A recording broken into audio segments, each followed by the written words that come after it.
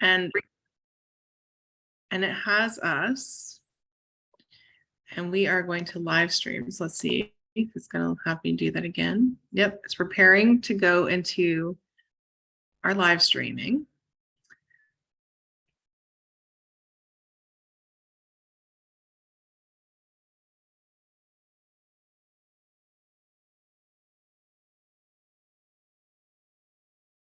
Well, hello, everybody. I'm glad that you're all here. We are going to be live streaming. It's taking a moment, but I'm Dr. Amanda Helman, and we have Dr. Sharon Spano here. I'm going to share our slides, and we're going to talk to you today about shifting professional perspectives on grief.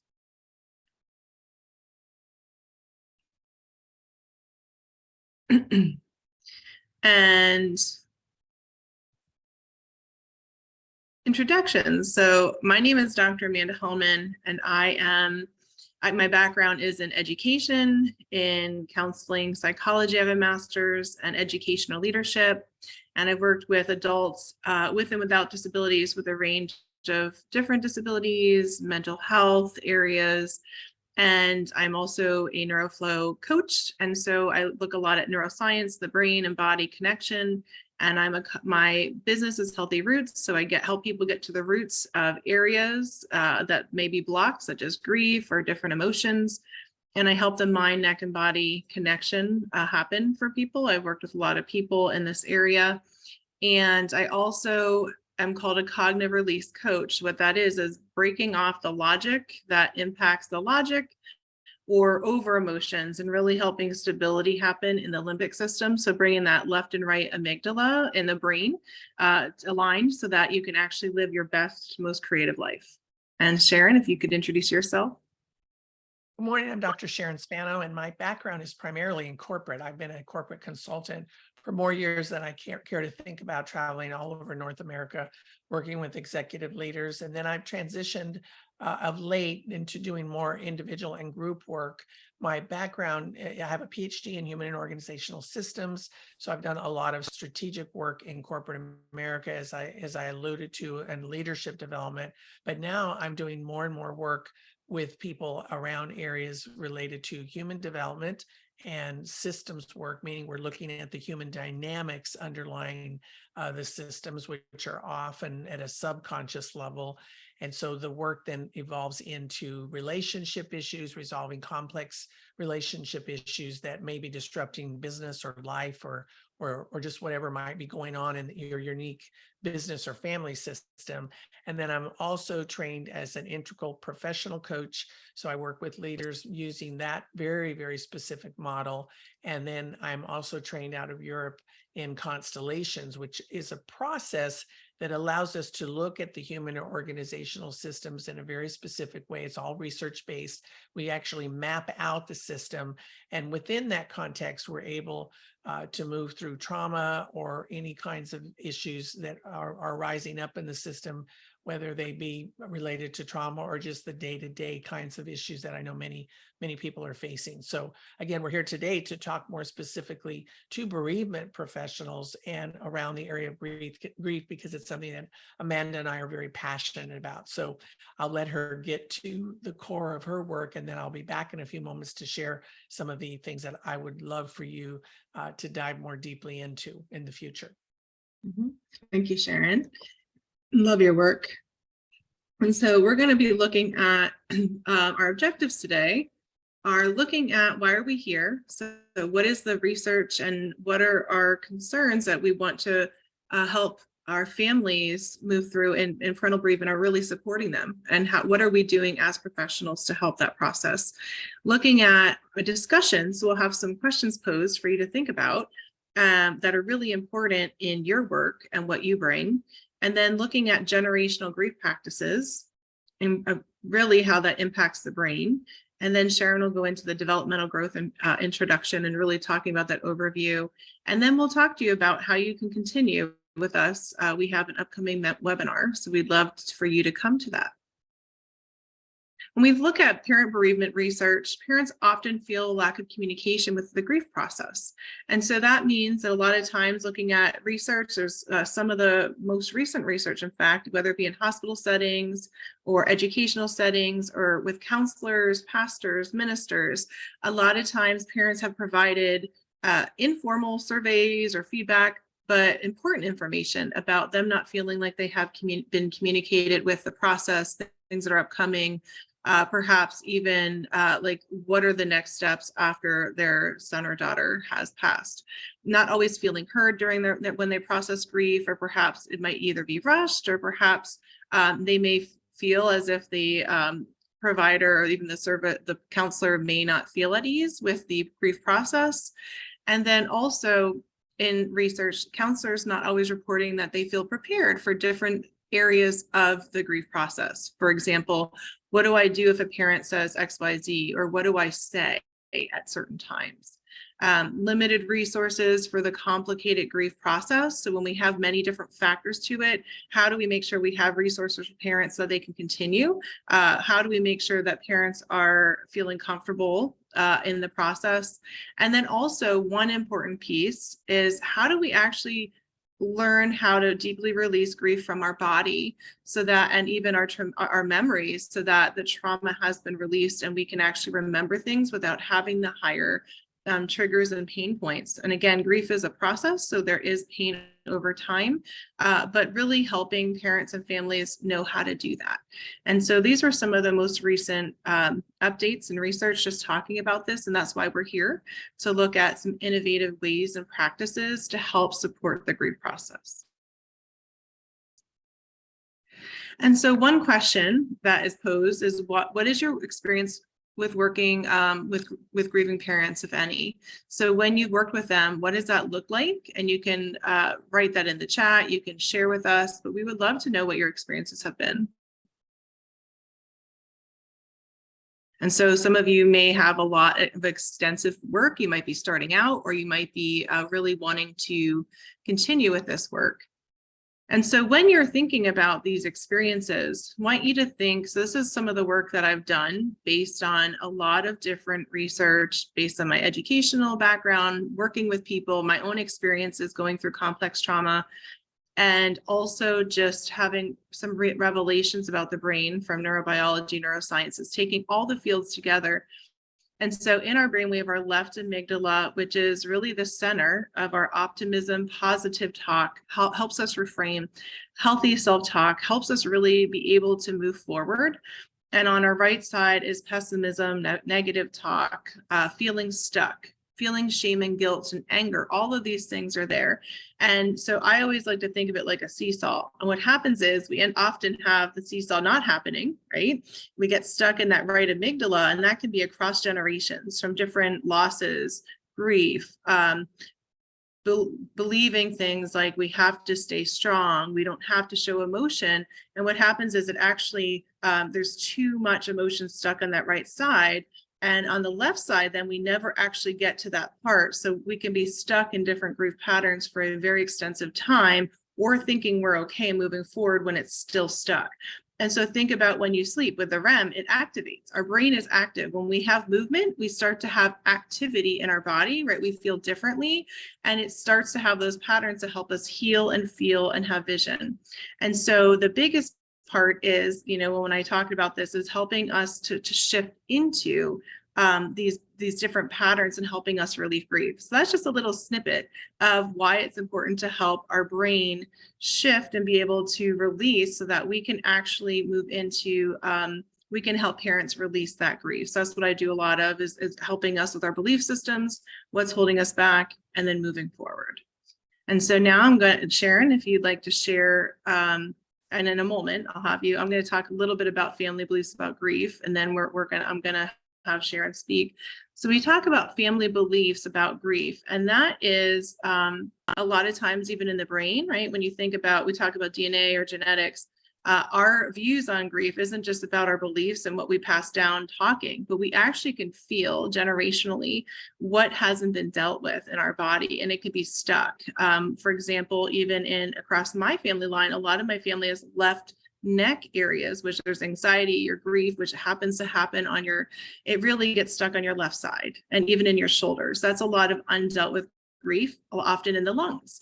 And so what happens is there may be belief systems or even emotions that haven't been dealt with that happen across the family line over time. And so we want to help families recognize some of those patterns and seeing if there's a better or different way for them to process that might be more helpful.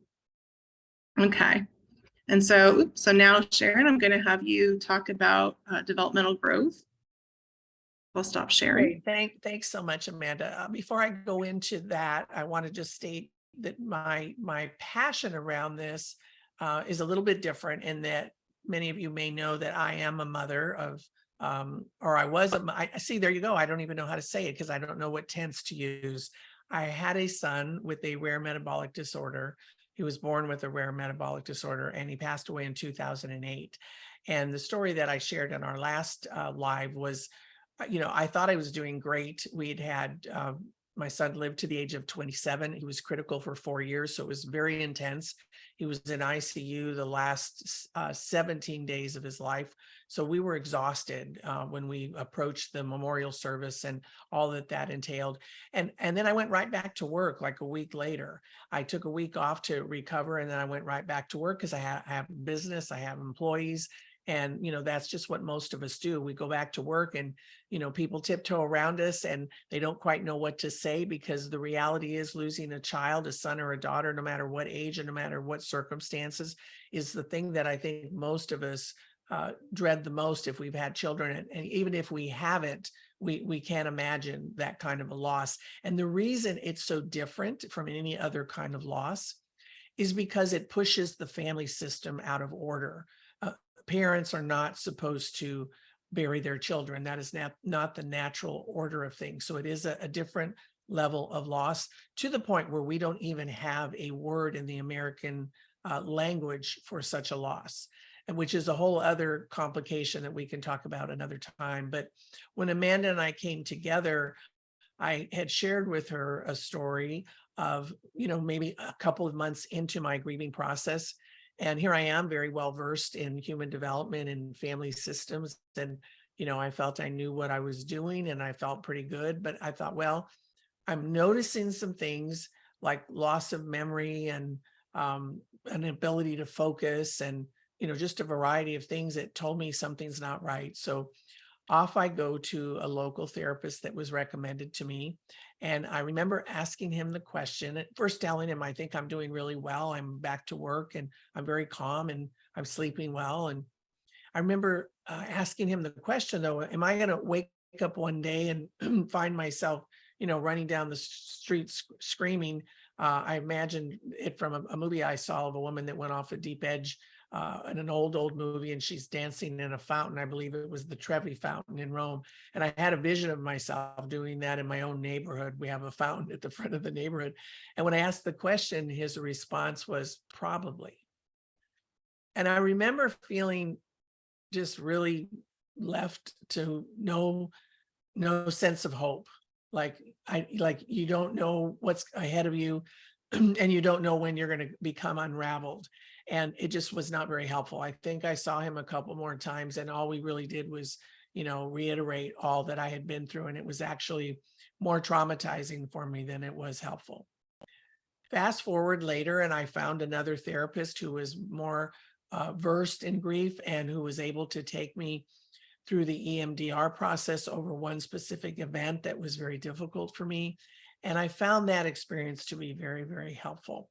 But I began to see and had it reminded to me over and over again, excuse me, that when a parent loses a child, there are very few people that really understand how to be supportive in the ways that Amanda's talking about, in the way that I knew unwittingly and unknowingly that I myself needed. So that began a journey for me. And it tied in with my work on developmental shifts, developmental movement, which I want to share with you in just a moment. But the main thing that I want you to get, if you're a professional out there, is first and foremost that the grieving process is different for parents when they lose a child. First and foremost, we need to acknowledge that. And it doesn't matter the circumstances, as I said earlier, or the age of that child. It is still the same. It is still debilitating in a very different way. And as I've come across more and more of my own friends, colleagues who have also lost children, and as my husband says, we're now a part of a club that no one wants to belong to, I've realized that we can do a better job of resourcing these families during these times. And some of the methods that Amanda mentioned are part of how we know we can do that. So let me share with you just a brief glimpse into the developmental model.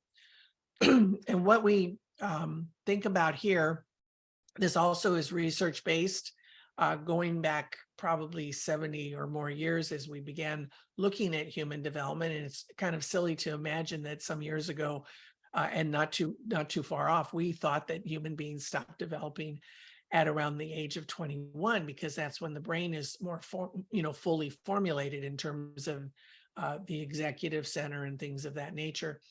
And that to me is just now a very ridiculous notion when we realize that we continue to have life experiences that go well into all facets of our life until we're literally put in the grave.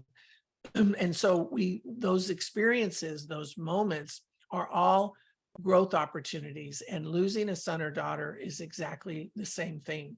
It is an opportunity for developmental growth. And I myself have moved through that process. So I know how important it is and can be to parents out there who need that level of support. And there are many facets to how we move through developmental growth, some of them that Amanda has already alluded to.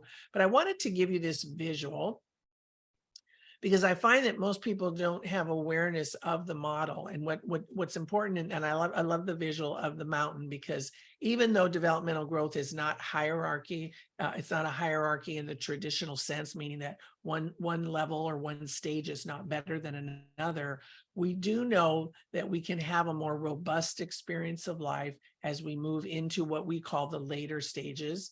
And we also know that we can have a very robust experience of life as we develop horizontally. So there's a lot more to this than I want to get into today, but I wanted to give you the visual of the mountain and imagine if we think of it in terms of grief and we look at the 12 stages, that parents will inevitably be at different stages, which means they will grieve differently. As professionals, you already know that intuitively, and you lean into supporting them in the best possible way. But I think to have a deeper understanding of what developmental movement looks like can serve your clients, your patients, whatever framework you're in, even better. So you see here the 12. I'm not going to go into the 12, but I want you to realize that most people, at least in the American workforce, we know that 68% are at the expert or achiever stage of development. And that has to do with consciousness and a whole lot of different ways that we form who we are, personality structures, the somatic line of the body, our moral capacity, our spiritual development, all of these things come into play to make us who we are as human beings. So when you look at this, the example I wanted to offer you, when my husband and I moved into the process of grief, and where it could have proved very difficult for us had I not had awareness of this model, was my husband is at the achiever stage. And that stage, even though most of these handles don't necessarily correlate to what we think of in typical American lexicon, but the achiever stage is pretty true to what it sounds like. It's that individual who is often someone out there who, is a go-getter, all about results, very goal-oriented, may have a tendency to chase time and money. But the main thing I want you to understand is they're all about action and doing. And so my husband's way of grieving was going to the cemetery every day and making sure that my son's grave was perfectly manicured, and he still does it, not as often, but he makes sure that everything is what it should be. And my way of grieving was very different because I'm at the construct aware stage. Again, one is not better than the other, but I have a different way of looking at things. And going back to the analogy of the mountain, you might imagine that if someone is at the earlier stages, at the lower part of the mountain, imagine a village main street, that is their perspective, that is what they see. But as they climb up the mountain, theoretically, they would be able to see more, have more perspectives on a clear day, and have different ways of dealing with grief. So my husband is a doer, whatever rung he's on there on the mountain. I'm a little bit at a different place of the mountain, and I'm seeing the grief through a spiritual perspective, through a very different perspective. And so my processes were different. My processes were more about prayer, meditation, journaling, journaling to my son the first year. It was much more of an internal process for me than actually having to go out and do physical kinds of things. And again, one is not wrong, one is not better than the other. But at one point, my husband came to me and said, "Why are you doing better than I am?" And I said, "I'm not doing better than you are. I'm just doing it differently." And there were many other factors that came into play where this developmental model was useful. And I'll just share a quick other one, which had to do with my wanting to transform my son's room and sell the house, and him wanting to hold on to things longer. I see these kinds of very daily tactical things as experiences that parents struggle with when they're grieving because they're from different developmental perspectives and don't know it. And then often it creates tremendous conflict and maybe even divorce. So this is really an oversimplification of the model. We will dig deeper into what grief looks like within each component of the model at some point. But I mainly at this juncture want you to understand that it is bigger than just helping them talk through whatever's going on with them, because when they can understand that developmentally they are where they are and it's all okay, and that this is a chance to reframe your perspective on grief for a lifetime.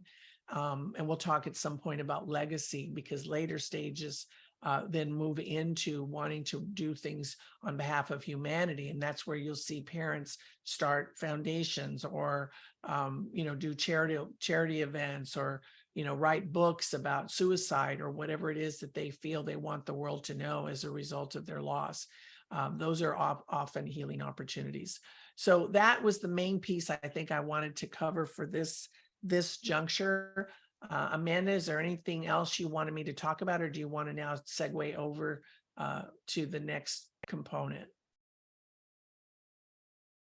You're muted.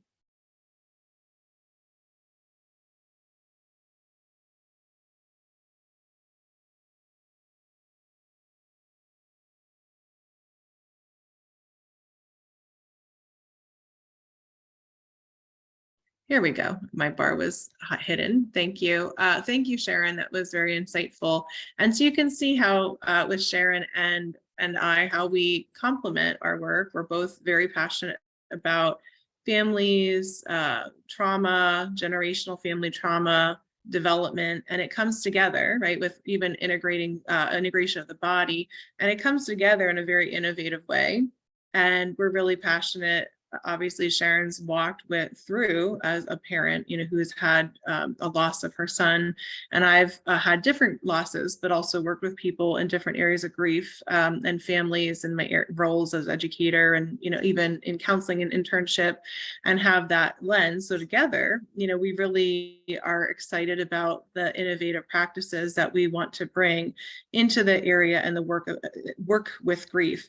And so, really, we're at the point, Sharon, near the end of our time, where we want to invite you to join us for an upcoming webinar on May 19th, and it will be at 10 a.m.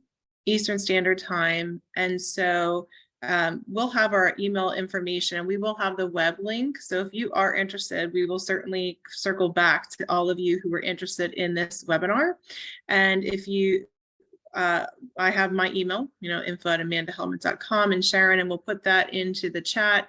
And certainly if you're watching this at a different time, and you're watching this as a replay or perhaps as a video we will have the webinar link, and we'd love for you to join us on May 19th. It'll be an hour and we'll really get into the why. So, and we also have Sharon at sharonspano.com. And so we'll put those emails above this post and above the replays that you can email us and get more information. And with that said, Sharon, we're at the end. Is there anything else you want to share with the audience? No, I think I just want to really encourage people to take advantage of the webinar, because we've worked hard to design it in a way that will give you some greater insight. And the generational trauma piece is something Amanda and I both have experienced in different ways. And I know how important it is for parents, particularly, to understand that. I know for me, when I understood the trauma that came through my family line, it made sense. And now there's another level, another process that we'll talk more about in our webinar that I'll share, that is a way to help families move through and actually be the change makers in the generation. As you know, Amanda, that's part of what you and I care so much about, is that we can be an interruption to trauma of any nature in the family line. And losing a child is certainly one in my family line. When I realized that I come from a line of women who have lost children for a variety of reasons, but just knowing that those women really paved the way for me and showed me how to be strong and move through that kind of a loss, gave me in and of itself a great amount of healing. So we'll get into some of these things at the webinar, and I hope to see you guys there. Yeah, thank you, Sharon. Yeah, so thank you all for watching this, and we look forward to seeing you on May 19th for some more insights into helping you as professionals shift perspectives on grief. Take care.